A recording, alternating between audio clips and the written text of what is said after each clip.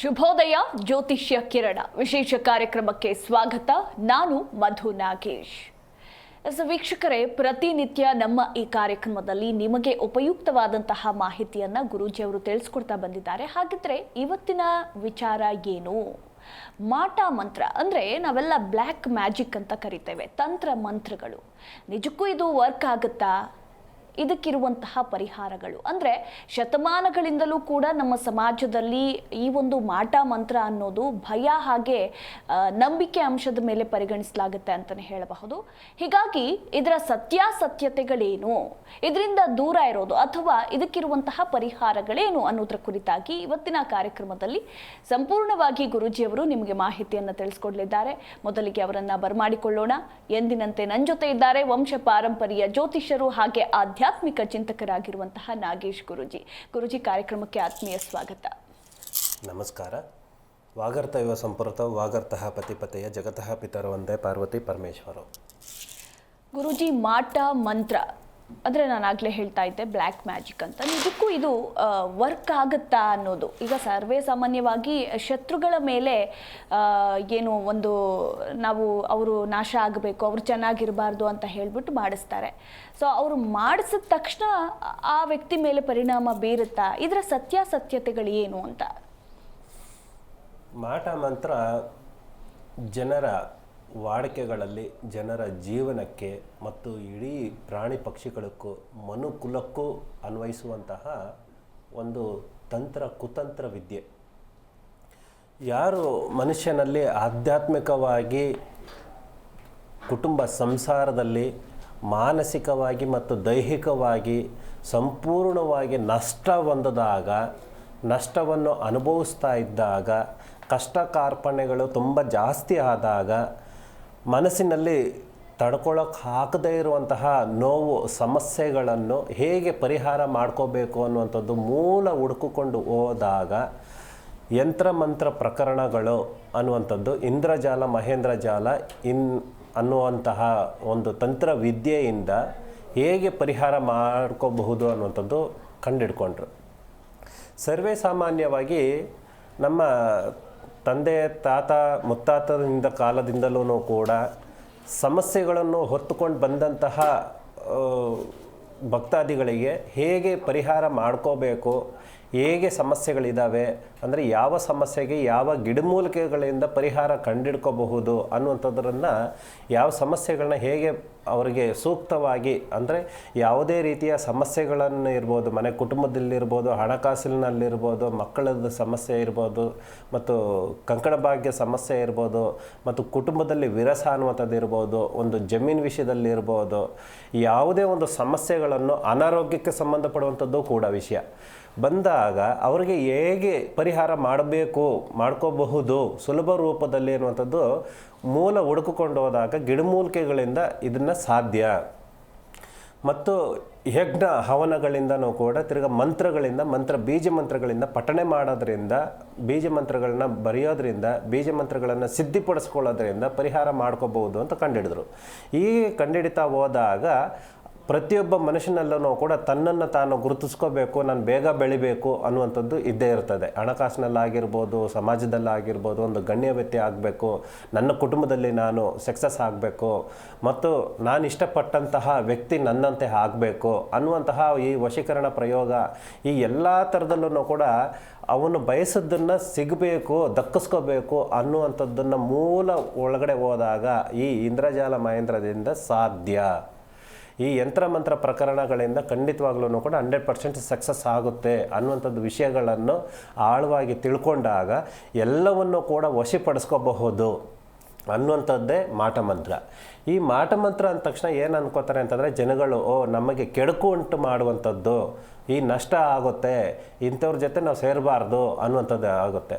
ಮಾಟಮಂತ್ರ ಅಂತಂದರೆ ಒಳ್ಳೆಯದು ಉಂಟು, ಕೆಟ್ಟದ್ದು ಉಂಟು. ಅಂತಂದರೆ ಮಾಟಮಂತ್ರ ಅಂತಂದರೆ ಮಾಟಮಂತ್ರ ಮಾಡುವಂಥವರು ಆಗಿರುವಂತಹ ಸಮಸ್ಯೆಗಳನ್ನ ಹೇಗೆ ಪರಿಹಾರ ಮಾಡ್ಕೋಬೇಕು ಅನ್ನುವಂಥದ್ದೇ ಮೂಲ ಮಾಟಮಂತ್ರ, ಇಂದ್ರಜಾಲ ಮಹೇಂದ್ರಜಾಲದ ಮೂಲ ಗುಟ್ಟು.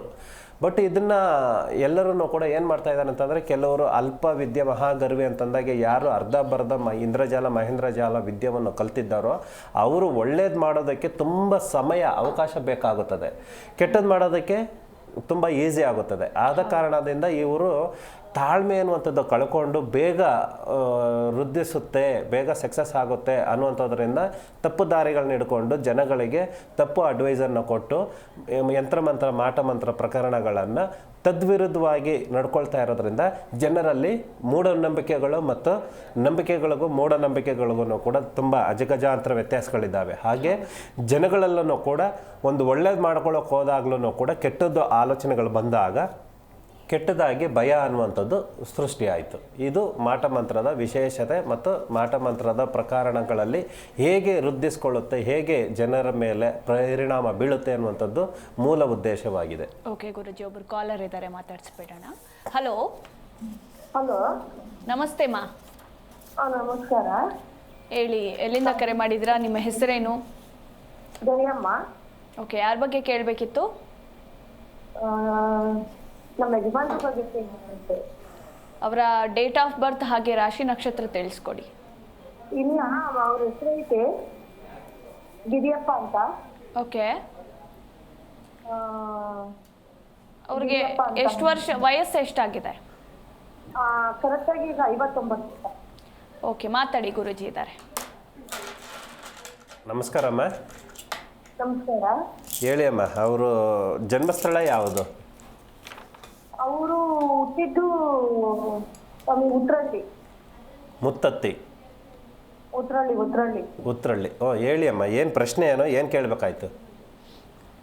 ಮನುಷ್ಯ ಹೇಳಿದ ಮತ್ತೆ ಕೇಳಲ್ಲ, ಬರ್ತಾನಿಲ್ಲ. ಮನುಷ್ಯ ಮನೆಗೆ ಕರೆದ್ರು ಬರ್ತಾ ಇಲ್ಲ, ಸಾಲ ಇದೆ ಅಂತಾರೆ. ಆ್ಯಕ್ಚುಲಿ ಬದುಕಿದಾರ ಇವರು? ಇದಾರೆ. ಯಾಕಂತಂದರೆ ಡೇಟ್ ಆಫ್ ಬರ್ತು ಕೊಟ್ಟಿಲ್ಲ. ಕೊಟ್ಟಿರೋ ಸಮಯ ಸಂದರ್ಭಗಳ ಪ್ರಕಾರವಾಗಿ ಅವರಿಗೆ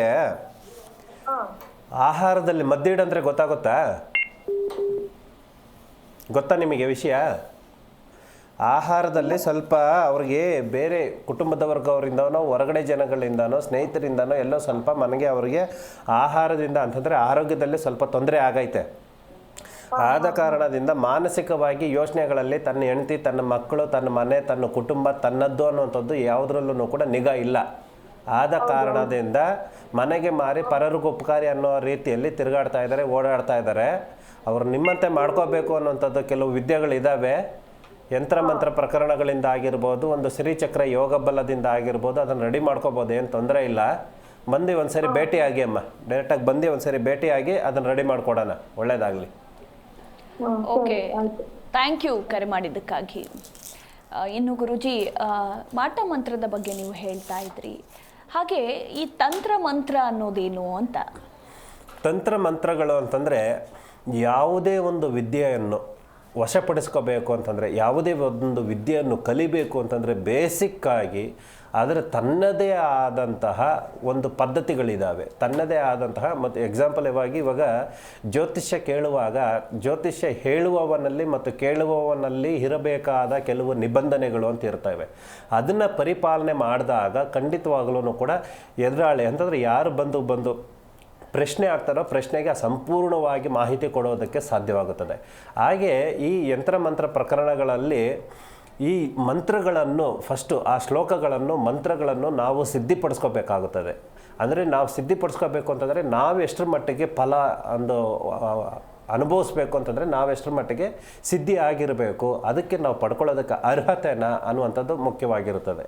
ಆಗಿರುವಾಗ ಈ ಮಂತ್ರಗಳನ್ನು ನಾವು ವಶಪಡಿಸ್ಕೊಂಡಾದ ನಂತರ, ಸಿದ್ಧಿಪಡಿಸ್ಕೊಂಡಾದ ನಂತರ ಯಾವ ಸಮಸ್ಯೆಗಳಿಗೆ ಯಾವ ಮಂತ್ರಗಳನ್ನು ಉಪಯೋಗಿಸಿದ್ರೆ ಆವಾಗ ಪರಿಹಾರ ಆಗುತ್ತದೆ, ಮತ್ತು ಯಾವ ನಕ್ಷತ್ರಗಳಲ್ಲಿ ಮತ್ತು ತಿಥಿಗಳಲ್ಲಿ, ಅಮಾವಾಸ್ಯೆನಲ್ಲಿ, ಪೌರ್ಣಮಿಗಳಲ್ಲಿ ಉಪಯೋಗಿಸಿದಾಗ ಆ ಸಮಸ್ಯೆಗಳಿಗೆ ತಕ್ಕಂತೆ ಆ ಮಂತ್ರಗಳಿಂದ ನಾವು ಎಲ್ಲವನ್ನೂ ಕೂಡ ಸಾಧಿಸಬಹುದು ಅನ್ನುವಂಥದ್ದೇ ಮೂಲ ಮಂತ್ರತಂತ್ರಗಳು ಅನ್ನುವಂಥದ್ದು. ಮಂತ್ರಗಳು ಅಂತಂದರೆ ವಶಪಡಿಸ್ಕೊಳ್ಳುವಂಥದ್ದು, ಸಮಸ್ಯೆಗಳನ್ನ ಪರಿಹಾರ ಮಾಡುವಂಥದ್ದು ಮತ್ತು ಸಮಸ್ಯೆಗಳನ್ನು ಕ್ರಿಯೇಟ್ ಮಾಡುವಂಥದ್ದೇ ತಂತ್ರಗಳು ಅನ್ನುವಂಥದ್ದು. ಅಂತಂದರೆ ಕುತಂತ್ರಗಳು ಅನ್ನುವಂಥದ್ದು ಆಗುತ್ತದೆ. ಅಂತಂದರೆ ಭಗವಂತನನ್ನು ಒಲಿಸ್ಕೋಬೇಕಾದ್ರೆ ನಿಷ್ಕಲ್ಮಶವಾದ ಪ್ರೀತಿ ಮತ್ತು ಭಕ್ತಿ ಅನ್ನುವಂಥದ್ದು ಬೇಕಾಗುತ್ತದೆ. ಇನ್ನೇನನ್ನೂ ಕೂಡ ಬಯಸೋದಿಲ್ಲ. ಯಾವುದೇ ಒಂದು ಪೂಜೆ ಪುನಸ್ಕಾರಗಳು, ಹಣ್ಣು ಹಂಪಲಗಳು, ನೈವೇದ್ಯಗಳು, ದೀಪಗಳು ಇವೆಲ್ಲನೂ ಕೂಡ ಆಡಂಬರಗಳು ಮತ್ತು ಆ ಪದ್ಧತಿಗಳು ಮತ್ತು ನಮ್ಮ ಇಷ್ಟಾನುಸಾರ ನಮಗೆ ಹೇಗೆ ತೃಪ್ತಿಯಿಂದ ನಾವು ಪೂಜೆಯನ್ನು ಸಲ್ಲಿಸ್ತೀವೋ ಅದೇ ರೀತಿಯಲ್ಲಿ ಭಗವಂತನನ್ನು ಒಲಿಸ್ಕೋಬಹುದು ಅನ್ನುವಂಥದ್ದು ಒಂದು ಆಚಾರ ವಿಚಾರ. ಬಟ್ ನಮಗೆ ಸಂಪೂರ್ಣವಾಗಿ ನಮ್ಮ ಭಕ್ತಿಯಿಂದ, ಜ್ಞಾನದಿಂದ, ನಮ್ಮ ಜ್ಞಾನದ ಬೆಳಕನ್ನು ಭಗವಂತನಿಗೆ ಸಾಕ್ಷಾತ್ ನಮಗೆ ಯಾವುದನ್ನು ಕೂಡ ಆಶಿಸದೆ ನಿಷ್ಕಲ್ಮಶವಾದ ಭಕ್ತಿಯಿಂದ ನಾವು ಭಗವಂತನನ್ನು ಪೂಜೆ ಮಾಡಿದಾಗ ಅಲ್ಲಿ ನಮಗೆ ದೊರಕುವಂಥದ್ದು ನಮ್ಮ ಜ್ಞಾನದ ಬೆಳಕನ್ನು ನಮಗೆ ಭಗವಂತ ಕಲ್ಪಿಸಿಕೊಡ್ತಾನೆ. ಆವಾಗ ನಾವು ತಲುಪಿದಾಗ ನಮಗೆ ಯಾವುದೇ ವಿಷಯದಲ್ಲೂ ಕೂಡ ಅಡೆತಡೆಗಳು ಅನ್ನುವಂಥದ್ದು ಬಂದ್ರೂ ಕೂಡ, ಯಾವುದೇ ಈ ರೀತಿಯಾದ ಯಂತ್ರಮಂತ್ರ ಪ್ರಕರಣಗಳು, ಮಾಟಮಂತ್ರಗಳು ಬಂದ್ರೂ ಕೂಡ ಅವುಗಳನ್ನ ಎದುರಿಸೋದು ಅನ್ನೋದಕ್ಕಿಂತನೂ ಕೂಡ ಅದನ್ನು ಹೇಗೆ ಆ ಸಮಸ್ಯೆಗಳಿಂದ ಹೇಗೆ ತಪ್ಪಿಸ್ಕೋಬಹುದು ಅನ್ನುವಂಥದ್ದು ನಮ್ಮ ಜ್ಞಾನ ಅನ್ನುವಂಥದ್ದು, ನಮ್ಮ ಬುದ್ಧಿಶಕ್ತಿ ಅನ್ನುವಂಥದ್ದು ನಮಗೆ ತಿಳುವಳಿಕೆ ಕೊಡ್ತೈತೆ. ಹೀಗಿರುವಾಗ ಈ ಅಲ್ಪವಿದ್ಯೆ ಕಲ್ತಿರೋರು ಏನು ಮಾಡ್ತಾರೆ ಅಂತಂದರೆ ಈ ಸಮಸ್ಯೆಗಳಿಗೆ, ಅಲ್ಪವಿದ್ಯೆ ಕಲ್ತಿರೋರು ಆಗಿರ್ಬೋದು ಮತ್ತು ಅಲ್ಪಜ್ಞಾನ ಇದ್ದವರು ಆಗಿರ್ಬೋದು, ಅಲ್ಲೇ ಜ್ಯೋತಿಷ ಹೇಳುವವನಲ್ಲಿ ಮತ್ತು ಕೇಳುವವನಲ್ಲಿ ಇಲ್ಲಿ ಸಂಪೂರ್ಣವಾಗಿ ಮಾಹಿತಿ ಗೊತ್ತಿಲ್ಲದೆ ಇರೋರು ಏನು ಮಾಡ್ತಾರೆ ಅಂತಂದರೆ ಯಾವುದೋ ಒಂದು ಆಲ್ಟ್ರೇಷನ್ನು, ಒಂದು ಬಿಸ್ನೆಸ್ ರೂಪದಲ್ಲಿ ಇದನ್ನು ಮಾಡಿಕೊಂಡು ಉಪಯೋಗಿಸ್ಕೊಂಡು ಆಲ್ಟ್ರೇಷನ್ ಮಾಡಿಕೊಂಡು ಪೂಜೆ ಪುನಸ್ಕಾರಗಳು ಮಾಡಿದಾಗ, ಈ ಯಂತ್ರಮಂತ್ರಗಳನ್ನು ಮಾಡಿದಾಗ ಮಾಡುವವನನ್ನು ಕೂಡ ಒಂದಲ್ಲ ಒಂದು ದಿನ ಉಪ್ಪು ತಿಂದವ್ರು ನೀರು ಕುಡಿಲೇಬೇಕು ಅಂದಾಗೆ ಅನುಭವಿಸ್ಬೇಕಾಗುತ್ತದೆ. ಮತ್ತು ಮಾಡಿಸಿದವನು ಕೂಡ ಒಂದಲ್ಲ ಒಂದು ದಿನ ಅವನಿಗಾದರೂ ಆಗಿರ್ಬೋದು, ಅವರ ನೆಕ್ಸ್ಟ್ ಪೀಳಿಗೆಗಾದ್ರೂ ಆಗಿರ್ಬೋದು, ಸಮಸ್ಯೆಗಳು ಬಂದೇ ಬರ್ತೈತೆ. ಆದ ಕಾರಣದಿಂದ ಭಗವಂತನನ್ನು ಒಲಿಸಿಕೊಂಡು ಭಗವಂತನ ದಾರಿನಲ್ಲಿ ನಾವು ನಡೆದಾಗ ಯಾವುದೇ ಸಮಸ್ಯೆಗಳನ್ನು ಕೂಡ ನಡೆಯೋದಿಲ್ಲ, ಸಮಸ್ಯೆಗಳು ಬರೋದಿಲ್ಲ. ಇದೇ ಸತ್ಯ. ಬೇವಿನ ಕಾಯಿ ಆಗಿರ್ಬೋದು, ಬೇವಿನ ಸೊಪ್ಪ ಆಗಿರ್ಬೋದು, ಕಹಿ ಆದ್ರೂ ಕೂಡ ಸಂಪೂರ್ಣವಾಗಿ ಜೀವನಕ್ಕೆ ಮತ್ತು ಆಧ್ಯಾತ್ಮಿಕವಾಗಿ ನಮಗೆ ಒಂದು ಮತ್ತು ಶ್ರೇಷ್ಠ. ಹಾಗೆ ಭಗವಂತನನ್ನು ಒಲಿಸ್ಕೊಳ್ಳುವಂಥದ್ದು ಅಂದರೆ ಒಳ್ಳೆ ಮಾರ್ಗದಲ್ಲಿ ಹೋಗುವಂಥದ್ದು ತುಂಬ ಕಠಿಣ ಮತ್ತು ನಿಧಾನ ಆದ್ರೂ ಕೂಡ ಫಲ ಅನ್ನುವಂಥದ್ದು ತುಂಬ ಶ್ರೇಷ್ಠಕರವಾಗಿರ್ತದೆ. ಮಾಟ ಮಂತ್ರ ವಿಷಯಗಳಲ್ಲಿ ಆಗಿನ ತಾತ್ಕಾಲಿಕವಾಗಿ ಅಂದರೆ ನೀರಿನ ಮೇಲೆ ಗುಳ್ಳೆ ಇದ್ದಾಗೆ ಅದು ಶಾಶ್ವತವಾಗಿ ನಮಗೆ ಫಲ ಕೊಡೋದಿಲ್ಲ. ಬಟ್ ಕೆಲಸ ಆಗುತ್ತೆ ಬಟ್ ಶಾಶ್ವತವಾಗಿ ಪರಿಹಾರ ಅನ್ನುವಂಥದ್ದು, ಮಾರ್ಗ ಅನ್ನುವಂಥದ್ದು ಇರೋದಿಲ್ಲ. ಓಕೆ ಗುರುಜಿ, ಒಬ್ರು ಕಾಲರ್ ಇದ್ದಾರೆ, ಮಾತಾಡಿಸ್ಬಿಡೋಣ. ಹಲೋ ಹಲೋ, ನಮಸ್ತೆ, ನಿಮ್ಮ ಹೆಸರು? ಹಲೋ, ಶೇಖರ್ ಅಂತ. ಸ್ವಲ್ಪ ಜೋರಾಗಿ ಮಾತಾಡಿ. ಶೇಖರ್ ಅಂತ. ಓಕೆ, ಶೇಖರ್ ಅವರೇ, ಎಲ್ಲಿಂದ ಕರೆ ಮಾಡಿದ್ದೀರಾ? ಎಲ್ಲಿಂದ? ಹಾಸನಿಂದ. ಓಕೆ, ಯಾರ ಬಗ್ಗೆ ಕೇಳಬೇಕಿತ್ತು? ನಮ್ಮ ಬಗ್ಗೆನೇ ಕೇಳಬೇಕು. ನಿಮ್ಮ ಡೇಟ್ ಆಫ್ ಬರ್ತ್ ಹಾಗೆ ರಾಶಿ ನಕ್ಷತ್ರ ತಿಳಿಸ್ಕೊಡಿ. ಬೇಗ ಮಾತಾಡಬೇಕು. ಹೇಳಿ ಮೇಡಮ್. ಡೇಟ್ ಆಫ್ ಬರ್ತ್ ಹಾಗೆ ರಾಶಿ ನಕ್ಷತ್ರ ಹೇಳಿ. ರಾಶಿ ಮಕರ ರಾಶಿ, ಶ್ರವಣ ನಕ್ಷತ್ರ. Okay. Date of birth 11/12/1982. Okay, ಮಾತಾಡಿ, ಗುರುಜಿ ಇದ್ದಾರೆ, ಸ್ವಲ್ಪ ಜೋರಾಗಿ ಮಾತಾಡಿ. 11/12/1992. ಹೇಳಿ ಶೇಖರ್ ಅವರೇ, ಪ್ರಶ್ನೆ ಏನು ಕೇಳಬೇಕಾಗಿತ್ತು? ಏನೋ ಮನೆ ಸಮಸ್ಯೆ ಗುರುಜಿ. ಸರಿ. ಸಮಸ್ಯೆ ಅಂದ್ರೆ ಎಲ್ಲ ದೂರ ಹೋಗಿದ್ದಾರೆ. ತಾಯಿ, ತಮ್ಮ, ತಂಗಿ ಎಲ್ಲ ದೂರ ಹೋಗಿದ್ದಾರೆ. ಏನು ಅಂತಲೇ ಗೊತ್ತಾಗ್ತಾ ಇಲ್ಲ. ಶ್ರಾವಣ ನಕ್ಷತ್ರ, ಮಕರ ರಾಶಿ, 11/12/92 ಅಂತ ಹೇಳ್ತಾ ಇದ್ದೀರಾ. ಫಸ್ಟು ನೀವು ನೀವು ನಿಮ್ಮ ದೃಢ ನಿರ್ಧಾರದಿಂದ ನಿಮ್ಮ ಮನಸ್ಸಿನ ಸಂಕಲ್ಪಗಳು, ನಿಮಗೆ ಇರುವಂತಹ ಗೊಂದಲಗಳನ್ನು ಪರಿಹಾರ ಮಾಡ್ಕೊಳ್ಳಿ. ಫಸ್ಟು ನಿಮ್ಮ ಜ್ಞಾನ ಅನ್ನುವಂಥದ್ದು ವೃದ್ಧಿ ಮಾಡ್ಕೊಳ್ಳಿ. ನಿಮಗಿರುವಂತಹ ಸಮಸ್ಯೆಗಳು, ಕಷ್ಟ ಕಾರ್ಪಣ್ಯಗಳೇನೈತೋ ಸರಿಪಡಿಸ್ಕೊಂಡ್ರೆ ಇನ್ನೊಬ್ರು ತಾನೇ ನಿಮ್ಮಂತೆ ಎಲ್ಲರೂ ಕೂಡ ಬರ್ತಾರೆ. ಅರ್ಥವಾಗುತ್ತಾ? ನಾನು ತಿರ್ಗಾ ಮತ್ತೆ ನಿಮಗೆ ಒಂದು 12 ಗಂಟೆ 1 ಗಂಟೆ ನಂತರ ಮತ್ತೆ ನೀವು ನಮಗೆ ಫೋನ್ ಮಾಡಿ ಅದು ಸಂಪೂರ್ಣ ಮಾಹಿತಿ ಮತ್ತು ನಿಮಗೆ ಏನು ಸಮಸ್ಯೆಗಳಾಗಿದೆ ಅನ್ನುವಂಥದ್ದು ಸಂಪೂರ್ಣವಾಗಿ ಅದು ಪರಿಹಾರ ಮಾರ್ಗ ತಿಳಿಸ್ಕೊಡ್ತೀನಿ. ಒಳ್ಳೆಯದಾಗಲಿ. ಓಕೆ, ಥ್ಯಾಂಕ್ ಯು ಕರೆ ಮಾಡಿದ್ದಕ್ಕಾಗಿ. ಇನ್ನು ಮತ್ತೊಬ್ಬರು ಕಾಲರ್ ಇದ್ದಾರೆ. ಹಲೋ ಹಲೋ ಹಲೋ ಮಾತಾಡಿ ಜೋರಾಗಿ ಮಾತಾಡಿ. ನಿಮ್ಮ ಹೆಸರು? ನಮಸ್ತೆ, ನಿಮ್ಮ ಹೆಸರು? ನಿರ್ಮಲಾ ಅಂತ. ಏನು? ನಿರ್ಮಲಾ. ಓಕೆ, ಯಾರ ಬಗ್ಗೆ ಕೇಳಬೇಕಿತ್ತು? ಮಗನ ಬಗ್ಗೆ ಕೇಳಬೇಕಿತ್ತು. ಅವರ ಡೇಟ್ ಆಫ್ ಬರ್ತ್ ಹಾಗೆ ರಾಶಿ ನಕ್ಷತ್ರ ತಿಳಿಸ್ಕೊಡಿ. 22/10/2002 2021. ಓಕೆ ಅಲ್ಲ ಮೇಡಮ್, 2002 ಮೇಡಮ್. Okay okay. ರಾಶಿ ನಕ್ಷತ್ರ ಗೊತ್ತಿಲ್ಲ ಮೇಡಮ್. ಎಸ್ ಅವ್ರ ಹೆಸರು ಬ್ರಿಜೇಶ್ ಅಂತ. ಬ್ರಿದೇಶ್. ಹ್ಮ್. ಓಕೆ, ಮಾತಾಡಿ, ಗುರುಜಿ ಇದ್ದಾರೆ. ನಮಸ್ಕಾರ ಅಮ್ಮ ನಿರ್ಮಲಾ ಅವರೇ. ನಮಸ್ತೆ ಸರ್. ಏನಮ್ಮ, ಏನು ಪ್ರಶ್ನೆ ಕೇಳಬೇಕಾಯ್ತು ಮಗನ ವಿಷಯದಲ್ಲಿ? ಬ್ರಿದೇಶ್. ಹೌದು. ಹಾಂ, ಹೇಳಿ ಅಮ್ಮ. ಅವನು ಕೆಲ್ಸಕ್ಕೆ ಹೋಗ್ತಾನೆ, ತುಂಬಾ ಕೋಪ ಇದೆ. ಹಾಂ, ಮುಂದೆ ಹಿಂಗೆ ಅವನ ಭವಿಷ್ಯ ಅಂತ. ಮುಂದಿನ ಭವಿಷ್ಯ ಮಗನ ವಿಷಯದಲ್ಲಿ ಬ್ರಿದೇಶ್ ಅಂತ ಕೇಳ್ತಾ ಇದ್ದೀರಾ? ಹೌದು. 2026 ಅರ್ಥವಾಯ್ತಾ? 2026 ಜುಲೈ ನಂತರ ಅವ್ರಿಗೆ ಒಳ್ಳೆ ಒಂದು ಮಾರ್ಗ ಅನ್ನುವಂಥದ್ದು ಬರ್ತೈತೆ. ಅಲ್ಲಿವರೆಗೂ ಸಾಧಾರಣವಾದ ಜೀವನ. ಏನಕ್ಕಂತಂದರೆ ಸೂರ್ಯ ಮತ್ತು ಶನಿ ಇಬ್ಬರೂ ಕೂಡ ನಷ್ಟ ವಿಚಾರದಲ್ಲಿ, ಅಂದರೆ ಸಾಡೆ ಸಾತಿ ಏನು ನಡೀತಾ ಇಲ್ಲ, ಬಟ್ ಆದ್ರೂ ಕೂಡ ಸೂರ್ಯ ಮತ್ತು ಶನಿ ವಿಚಾರದಲ್ಲಿ ಇಬ್ಬರಿಂದನೂ ಕೂಡ ನಷ್ಟ ಪ್ರಾಪ್ತಿ ಅನ್ನುವಂಥದ್ದು ನಡೀತಾ ಐತೆ. 2 ವರ್ಷ 7 ತಿಂಗಳು ಅಂತಂದರೆ ನೆಕ್ಸ್ಟ್ 2026 ಜುಲೈ ಜೂನ್ ನಂತರನೇ ಅವನಿಗೆ ಸರಿ ಹೋಗುತ್ತದೆ. ಏನು ಯೋಚನೆ ಮಾಡಬೇಡಿ. ಭಗವಂತನಲ್ಲಿ ಏನು ಕುಲದೇವರ ಆರಾಧನೆ ಮಾಡಿ ಖಂಡಿತವಾಗ್ಲೂ ಕೂಡ ಸಕ್ಸಸ್ ಆಗುತ್ತೆ, ನಿಮ್ಮಂತೆ ಆಗುತ್ತೆ. ಒಳ್ಳೆಯದಾಗಲಿ. ಓಕೆ, ಥ್ಯಾಂಕ್ ಯು ಮಾ, ಕರೆ ಮಾಡಿದ್ದಕ್ಕಾಗಿ. ಇನ್ನು ಗುರುಜಿ, ಇವತ್ತಿನ ದಿನದ 12 ರಾಶಿಗಳ ದಿನ ಭವಿಷ್ಯದ ಬಗ್ಗೆ ತಿಳಿಸ್ಕೊಡಿ. ಸರ್ವೇ ಸಾಮಾನ್ಯವಾಗಿ ರಾಶಿ ನಕ್ಷತ್ರಗಳು ಅಂತ ಬಂದಾಗ ಈ ದಿನದ ವಿಶೇಷತೆ ನವಮಿ ತಿಥಿ ಜ್ಯೇಷ್ಠ ನಕ್ಷತ್ರ ಶನಿವಾರ ನವಮಿ ತಿಥಿ ಜ್ಯೇಷ್ಠ ನಕ್ಷತ್ರ ವಿಶೇಷವಾದ ಜ್ಯೇಷ್ಠ ನಕ್ಷತ್ರ 12 ರಾಶಿ ನಕ್ಷತ್ರಗಳಲ್ಲಿ ಮತ್ತು 27 ನಕ್ಷತ್ರಗಳಿಗೆ ಸಂಬಂಧಿಸಿದಂತೆ ಜ್ಯೇಷ್ಠ ನಕ್ಷತ್ರನೂ ಕೂಡ ಸ್ವಲ್ಪ ನಷ್ಟ ಪ್ರಾಪ್ತಿಯನ್ನು ತೋರಿಸುವಂಥದ್ದು.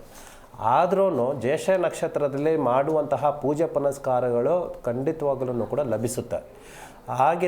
ಈಗಿನ ಈ ದಿನದ 12 ರಾಶಿಗಳಲ್ಲಿ ಪ್ರಥಮವಾಗಿ ಮೇಷರಾಶಿಯವರಿಗೆ ಫಲಾಫಲಗಳು ಹೇಗಿರ್ತವೆ? ಮೇಷರಾಶಿಯವರಿಗೆ ಅಂದುಕೊಂಡದ್ದೆಲ್ಲನೂ ಕೂಡ ಸಕ್ಸಸ್ ಆಗುವಂತಹ ದಿನ ಮತ್ತು ಸ್ನೇಹಿತರಿಂದನೂ ಕೂಡ ನಷ್ಟ ಪ್ರಾಪ್ತಿ. ಅಂದ್ಕೊಂಡಿದ್ದು ಸಕ್ಸಸ್ ಆದ್ರೂ ಕೂಡ ಯಾರು ನಿಮಗೆ ಹಿತೈಷಿಗಳು ಅನ್ನೋಂಥದ್ದು ಇರ್ತಾರೋ ಅವರಿಂದನೇ ನಿಮಗೆ ಮಾನಾಪಮಾನಗಳಾಗಿರ್ಬೋದು, ಅಥವಾ ನೀವು ಯಾರನ್ನ ನಂಬ್ಕೊಂಡು ಹೋಗ್ತೀರೋ ಅವರಿಂದನೇ ನಿಮಗೆ ಕೆಡುಕು ಆಗುವಂಥದ್ದು. ಬೇರೆಯವರಿಂದ ಅಂದರೆ ಗೊತ್ತಿಲ್ಲದೆ ಇರೋವ್ರ ಜಾಗದಲ್ಲಿ ಹೋಗಿ ಒಂದು ವ್ಯವಹಾರ ಮಾಡಿದ್ರೆ ನಿಮಗೆ ಸಾಧಾರಣವಾಗಿ ಒಂದು ಸ್ವಲ್ಪ ಸಪೋರ್ಟ್ ಮಾಡ್ತಾರೆ. ಕೆಲವ್ರಿಗೆ ಅನುಭವಗಳಾಗಿರ್ತದೆ. ಸ್ವಂತದವರಿಂದನೇ ನಿಮ್ಗೆ ಏನಾಗ್ತೈತೆ ಅಂತಂದರೆ ಮಾನಾಪಮಾನಗಳು ಸ್ವಲ್ಪ ಅಯ್ಯೋ ಬೇರೆ ಸ್ವಂತದವ್ರ ಕಡೆಯಿಂದ ಗೊತ್ತಿರೋರ ಕಡೆಯಿಂದ ಸ್ನೇಹಿತ ಅಂತ ಹೋದಾಗ ಇಲ್ಲೇನೇ ನನಗೆ ನಷ್ಟ ಆಯ್ತಲ್ಲ ಅನ್ನುವಂಥದ್ದು ಈ ಥರ ಆದವ್ರಿಗೆ, ಇದು ಮೇಷರಾಶಿಯವರಿಗೆ ಈ ದಿನ ಈ ಥರ ಲಭಿಸುತ್ತೆ. ಸ್ವಂತ ಬುದ್ಧಿಯಿಂದ ಜ್ಞಾನದಿಂದ ಕೈ ಹಾಕಿ ಖಂಡಿತವಾಗ್ಲೂ ಕೂಡ ನಿಮಗೆ ಸಕ್ಸಸ್ ಆಗುತ್ತದೆ. ವೃಷಭ ರಾಶಿಯವರಿಗೆ ಈ ದಿನದ ವಿಶೇಷತೆ ನಿಮ್ಮ ಪ್ರಯತ್ನಗಳಲ್ಲಿ ಖಂಡಿತವಾಗ್ಲೂ ಯಾವುದೇ ವಿಷಯಗಳಿಗೆ ಕೈ ಹಾಕಿದ್ರೂ ಕೂಡ ಸಕ್ಸಸ್ ಅನ್ನುವಂಥದ್ದು ಕಂಡು ಬರ್ತಾ ಐತೆ. ಖರ್ಚು ವೆಚ್ಚ ಸ್ವಲ್ಪ ಜಾಸ್ತಿ ಆಗುತ್ತೆ. ಖರ್ಚು ವೆಚ್ಚ ಜಾಸ್ತಿ ಆದ್ರೂ ಕೂಡ ಅಂದ್ಕೊಂಡಿದ್ದು ವ್ಯವಹಾರ, ಕೆಲಸ ಕಾರ್ಯ, ಒಂದು ಬಿಸ್ನೆಸ್ಸು ಯಾವುದೇ ಆಗಿರ್ಬೋದು, ಯಾವುದಾದ್ರೂ ಒಂದು ಖರೀದಿ ಮಾಡುವಂಥದ್ದು ಆಗಿರ್ಬೋದು, ವಾಹನ ಆಗಿರ್ಬೋದು, ಮತ್ತು ವಾಹನದಲ್ಲಿ ಆಗಿರ್ಬೋದು, ಮತ್ತು ಹಣಕಾಸಿಗೆ ಸಂಬಂಧಪಡುವಂಥದ್ದೇ ಭೂಮಿ ವಿಚಾರದಲ್ಲಾಗಿರ್ಬೋದು, ಒಂದು ವಸ್ತ್ರಗಳು ಅಂದರೆ ಆಭರಣಗಳು ತಗೊಳ್ಳುವಂಥದ್ದು ಆಗಿರ್ಬೋದು, ಎಲ್ಲವೂ ಸ್ವಲ್ಪ ಒಂದು ಉನ್ನತವಾದ ಸ್ಥಾನಕ್ಕೆ ಹೋಗುವಂತಹ ಮಾರ್ಗ ಅನ್ನುವಂಥದ್ದು ಬರ್ತಾ ಇದೆ. ವೃಷಭ ರಾಶಿಯವರಿಗೆ ವಿಶೇಷವಾದ ದಿನ ಈ ದಿನ. ಮಿಥುನ ರಾಶಿಯವರಿಗೆ ಆರೋಗ್ಯದಲ್ಲಿ ಸ್ವಲ್ಪ ಏರುಪೇರು ಅನ್ನೋಂಥದ್ದು ಬರ್ತಾ ಇದೆ. ಹಣಕಾಸಿನಲ್ಲಿ ಸಾಲ ಬಾಧೆಗಳು ಅನ್ನೋಂಥದ್ದು ಇರುವಂಥದ್ದು, ಯಾವುದೋ ತುಂಬ ದಿನಗಳಿಂದ ನಿಮಗೆ ಉಳ್ಕೊಂಡಂತಹ ಹಣಕಾಸು ಇವತ್ತು ಮರಿಕಳಿಸುತ್ತೆ, ನಿಮಗೆ ಮತ್ತೆ ಲಭಿಸುತ್ತದೆ. ಮತ್ತು ನಿಮಗೆ ಇರುವಂತಹ ಕಷ್ಟ ಕಾರ್ಯಗಳನ್ನ ಪರಿಹಾರ ಮಾಡಿಕೊಳ್ಳೋದಕ್ಕೆ ಒಂದು ಸುಲಭ ಅವಕಾಶ. ಮರುಪಾವತಿ ಆಗುವಂತಹ ದುಡ್ಡು ಹಣಕಾಸನ್ನು ಯಾವುದೇ ರೀತಿಯ ದುಂದು ವೆಚ್ಚ ಮಾಡದಿರೋ ಒಂದು ಉಪಯೋಗಕ್ಕೆ ಉಪಯೋಗಿಸ್ಕೊಳ್ಳಿ. ಖಂಡಿತವಾಗ್ಲೂ ಕೂಡ ಒಳ್ಳೆಯದಾಗುತ್ತೆ. ಮತ್ತು ವಿಶೇಷವಾಗಿ ಪ್ರೀತಿ ವಿಶ್ವಾಸದಲ್ಲಿ ಎಲ್ಲ ರೂಪದಲ್ಲೂ ಕೂಡ ನೀವು ಅಂದ್ಕೊಂಡಂತೆ ಸಕ್ಸಸ್ ಆಗುತ್ತೆ. ಒಂದು ಬಂಧ ಅನ್ನುವಂಥದ್ದು ಬೆಳೆಯುತ್ತದೆ. ಅನುಬಂಧ ಅನ್ನುವಂಥದ್ದು ತಾಳ್ಮೆಯಿಂದ ಸ್ವಲ್ಪ ಆಲೋಚನೆ ಮಾಡಿ ಯಾರ ಹತ್ರ ಎಷ್ಟು ಮಾತಾಡಬೇಕು ಅನ್ನುವಂಥದ್ದು ಸ್ವಲ್ಪ ಜ್ಞಾನ ಅನ್ನುವಂಥದ್ದು ನಿಮ್ಮ ಹಿಡಿತದಲ್ಲಿ ಇಟ್ಕೋಬೇಕಾಗುತ್ತದೆ. ಮತ್ತು ಕಟಕ ರಾಶಿಗೆ ಸಂಬಂಧಿಸಿದಂತೆ ಆರ್ಥಿಕವಾಗಿ ಸಮಸ್ಯೆಗಳು ಅಂತ ಬರ್ತಾ ಐತೆ. ಹಣಕಾಸಿನಲ್ಲಿ ನಿಮಗೆ ಎಷ್ಟು ಸಾಧ್ಯವಾಗುತ್ತೋ ಅಷ್ಟನ್ನು ಸ್ವಲ್ಪ ಚಾಪ ಇದ್ದಷ್ಟು ಕಾಲು ಚಾಚು ಅನ್ನೋ ರೀತಿಯಲ್ಲಿ ಸ್ವಲ್ಪ ಹಣಕಾಸಿಗೆ ಸಂಬಂಧಪಟ್ಟಂತೆ ಉಳಿತಾಯ ಯೋಜನೆಗಳನ್ನು ಸ್ವಲ್ಪ ಮಾಡಿಕೊಳ್ಳಿ. ಮತ್ತು ಹಳೆಯ ಸಮಸ್ಯೆಗಳನ್ನು ಮತ್ತು ಯಾವುದಾದ್ರೂ ಕೂಡ ಹಳೆಯ ಅಂದ್ರೆ ವ್ಯವಹಾರದಲ್ಲಾಗಿರ್ಬೋದು, ಕುಟುಂಬದಲ್ಲಿ ಮನಸ್ತಾಪಗಳಾಗಿರ್ಬೋದು, ತುಂಬ ಮತ್ತೆ ಅದನ್ನು ಕೆದಕೋಕೆ ಹೋಗಬೇಡಿ. ಸಂಪೂರ್ಣವಾಗಿ ತಟಸ್ಥವಾಗಿ ಬಿಟ್ಬಿಡಿ. ತನಗೆ ತಾನೇ ಸರೋಗುವಂತಹ ಮಾರ್ಗಗಳು ದಿನಗಳು ಬರ್ತವೆ. ಯಾವುದನ್ನು ಕೂಡ ಕೆಟ್ಟದಾಗ ಆಲೋಚನೆ ಮಾಡೋಕ್ಕೆ ಹೋಗಬೇಡಿ. ಉನ್ನತವಾದ ಆಲೋಚನೆ ಮಾಡಿ ನಿಮ್ಮಂತೆ ಎಲ್ಲ ರೂಪದಲ್ಲೂ ಕೂಡ ಕುಟುಂಬದವರಿಗೆ ಸ್ವಲ್ಪ ಸಾಧ್ಯವಾದಷ್ಟು ಅವಕಾಶಗಳು ಮತ್ತು ಸಮಯ ಅನ್ನುವಂಥದ್ದು ಕೊಟ್ಟಾಗ ನಿಮ್ಮ ತಾಳ್ಮೆಯಿಂದ ಎಲ್ಲ ರೂಪದಲ್ಲೂ ಕೂಡ ಎಲ್ಲವನ್ನೂ ಕೂಡ ನಿಮ್ಮಂತೆ ಸಿದ್ಧಿಸ್ಕೋಬಹುದು ಅನ್ನುವಂಥದ್ದು ಕಟಕ ರಾಶಿಗೆ ಸಂಬಂಧಪಡುತ್ತದೆ. ಮತ್ತು ಸಿಂಹ ರಾಶಿಯವರಿಗೆ ಜವಾಬ್ದಾರಿಗಳು ಜಾಸ್ತಿ ಅಂತ ಬರ್ತಾ ಇದ್ದಾವೆ. ಅಂದರೆ ಜವಾಬ್ದಾರಿಗಳು ಜಾಸ್ತಿ ಯಾಕೆ ಅಂತಂದರೆ ನಿಮಗೆ ಒತ್ತುಕೊಳ್ಳುವಂತಹ ಜವಾಬ್ದಾರಿಗಳು ಅಂತ ನೀಗಿಸುವಂತಹ ಶಕ್ತಿ ನಿಮಗಿರೋದ್ರಿಂದ ಜವಾಬ್ದಾರಿಗಳು ನಿಮ್ಮ ಶಕ್ತಿ ಮೀರಿ ಬರ್ತವೆ. ಅದನ್ನು ಒಪ್ಪಿಕೊಳ್ಳಿ ಮತ್ತು ನೀವು ಆ ಕೆಲಸ ಕಾರ್ಯಗಳನ್ನು ನಿರ್ಧಾರ ತಗೊಂಡು ಒಂದು ದೃಢ ನಿರ್ಧಾರದಿಂದ ಹೆಜ್ಜೆ ಹಾಕಿ ಖಂಡಿತವಾಗ್ಲೂ ಸಕ್ಸಸ್ ಆಗುತ್ತೆ. ಹಣಕಾಸಿನಲ್ಲಿ ನಿಮ್ಮ ಶಕ್ತಿ ಮೀರಿ ನೀವು ಕೆಲಸ ಕಾರ್ಯಗಳು ಮಾಡಿದಾಗ ಹಣಕಾಸಿನಲ್ಲಿ ನಿಮಗೆ ತಕ್ಕಂತೆ ನಿಮ್ಮ ಕೆಲಸ ಕಾರ್ಯಗಳಿಗೆ ತಕ್ಕಂತೆ ನಿಮಗೆ ಲಾಭ ಅನ್ನುವಂಥದ್ದು ಕೂಡ ಇದ್ದಾವೆ. ನಿಮ್ಮ ಮೇಲಧಿಕಾರಿಗಳಿಂದ ಆಗಿರ್ಬೋದು, ಕುಟುಂಬದ ವರ್ಗದವರಿಂದ ಆಗಿರ್ಬೋದು, ನಿಮಗೊಂದು ಸ್ಥಾನಮಾನ, ಒಂದು ಶ್ರೇಯಸ್ಸು ಅನ್ನುವಂಥದ್ದು ಸಿಗುವಂಥದ್ದು ಕಣ್ಣಿಗೆ ಕಾಣಿಸ್ತಾ ಇದ್ದಾವೆ. ಉತ್ತಮವಾದ ಬೆಳವಣಿಗೆ ಅನ್ನುವಂಥದ್ದು ಈ ದಿನ ಸಿಂಹರಾಶಿಯವರಿಗೆ.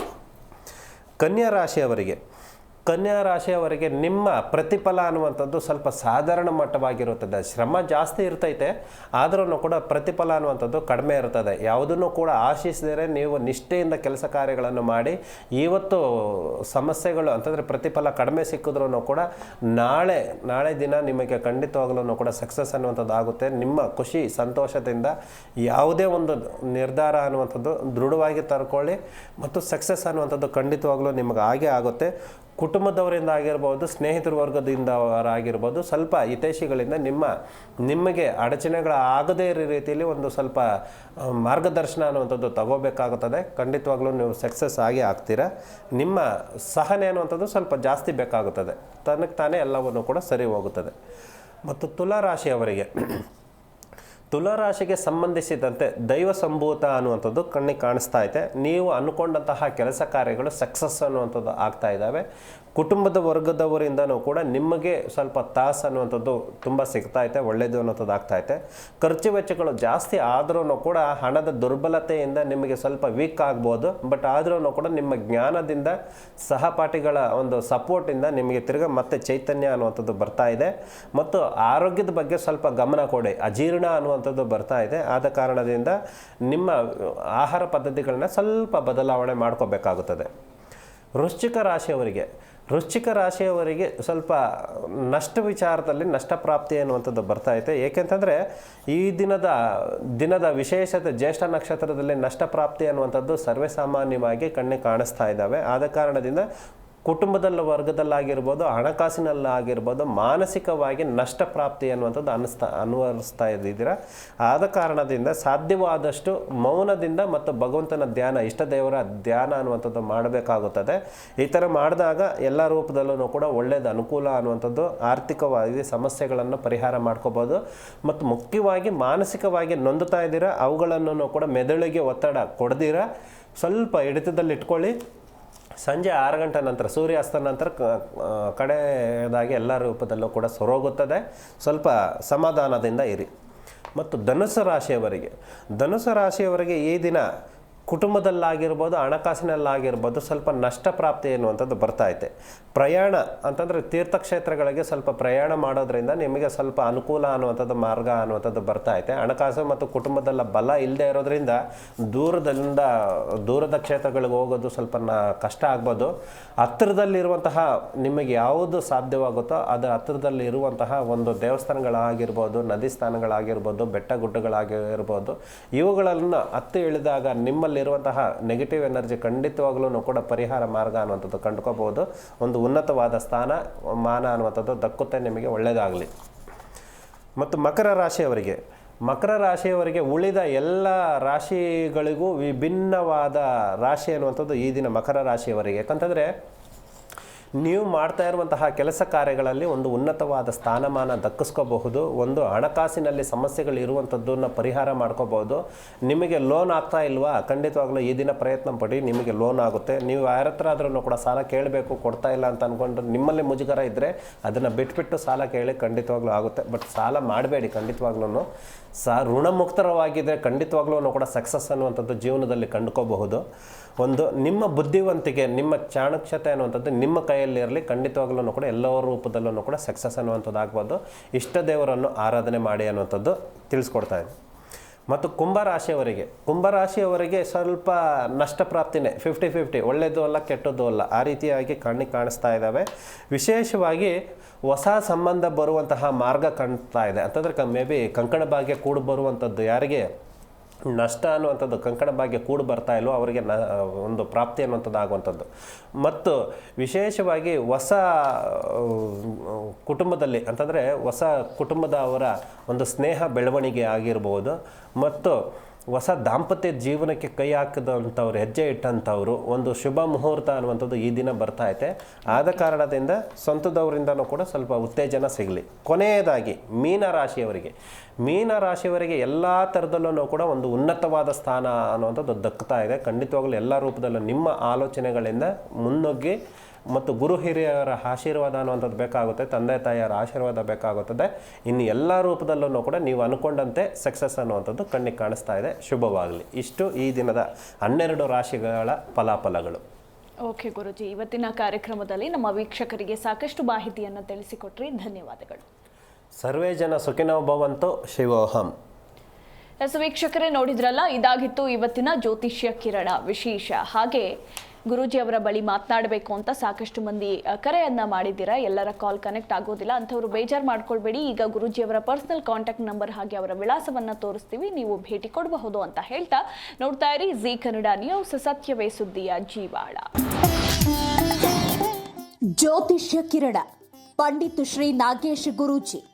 ಸಂಪರ್ಕಿಸಬೇಕಾದ ವಿಳಾಸ ರಾಜರಾಜೇಶ್ವರಿ ಟೆಂಪಲ್ ಮುಂಭಾಗ, 1st ಮೇನ್, 3ನೇ ಬ್ಲಾಕ್, 4ನೇ ಸ್ಟೇಜ್, ರಾಜರಾಜೇಶ್ವರಿ ನಗರ, ಬೆಂಗಳೂರು 560098. 9900089019 9900089018.